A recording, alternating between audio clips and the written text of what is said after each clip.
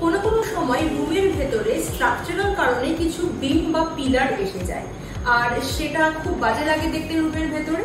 তো কিভাবে আমরা সর্ট আউট করবো সেটাকে, যে বিমটা তো থাকবেই, কিন্তু সেটাকে আমরা কিভাবে কভার আপ করবো, কিভাবে এমন করে ম্যানেজ করব যাতে বোঝাই না যায় যে ওখানে কোনো একটা এক্সট্রা পার্ট রয়েছে, কনস্ট্রাকশনের বিম বা পিলার রয়েছে। আসুন, এই যে পার্টটা আপনারা দেখছেন, এই পার্টটা কিন্তু একটা পিলার, আর সেই পিলারটার মধ্যে আমরা পুরোটা লুভার্স দিয়ে কভার করে দিয়েছি। আর এই যে বিমটার যেটুকুনি ডেপথ রয়েছে, মোটামুটি 7 to 8 ইঞ্চেস এই বিমটার ডেপথ ছিল।